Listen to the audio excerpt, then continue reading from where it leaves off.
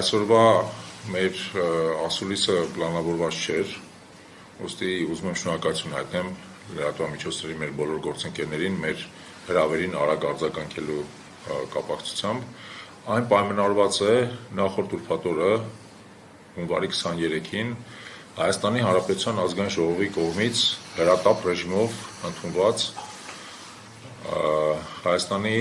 ընտրական օրենսգիրք սահմանադրական օրենքում ընդունված փոփոխությունների հետ։ Մի օրենքի նախագիծ, որը արդեն հանրության մեջ սկսել են անվանել ընդդեմ հայաքվեի եւ ժողովրդավարության օրենքի նախագիծ։ Մեր համար այդ զարգացումները եւս մեծ անակնկալ էին, առավել եւս ձեզ ասեմ, որ ազգային ժողովի նիստերի օրակարգում այդ օրենքի նախագիծը հայտնվել է տարածորեն նախորդ օրվա երեկոյան եւ բնականաբար որևէ մեկին հնարավորություն չտալով ոչ ծանոթանալ օրենքի նախագծին, ոչ հասկանալ որտեղից է նա ծագել եւ այլն,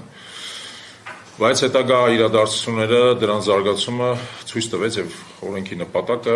եւ դրա ընդունման այսպես կոչված ճակերտներով հրատապություն ուստի այսօր մենք հրավիրել ենք այս ասուլիսը, որպեսզի մեր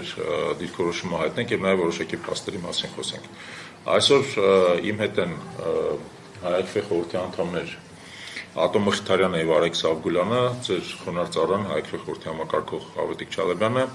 եւ այսօր մենք խոսենք այդ օրենքի նախագծից։ Մինչեւ խոսքս գործընկերներին փոխանցելը կուզենայի նաեւ ձեզ հիշեցնել, որ տարածորեն մի քանի րոպե առաջ Արաչյացյանի դատարանը երկարացրեց Մկրտիչ եպիսկոպոս Պրոշյանի կալանքը, դրանով եւս մեկ ամսով երկարացնելով, այսպես ասած, նրա քաղաքական բանտարկյալի վիճակում գտնվելու տևողությունը։ Ուզում ենք մեր կողմից եւս մեկ անգամ դատապարտենք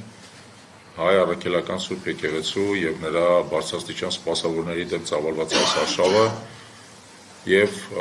կալանքը որպես քաղաքական ահաբեկման միջոց օգտագործելու այս վարչախմբի գործելավոճը եւ բնականաբար մեր զորակցությունը հայտնենք եւ Մկրտիչ եպիսկոպոսին եւ մյուս բոլոր կալանավորներին, հոգեվորական թե աշխարհիկ, որոնք շարունակում են ըստ էության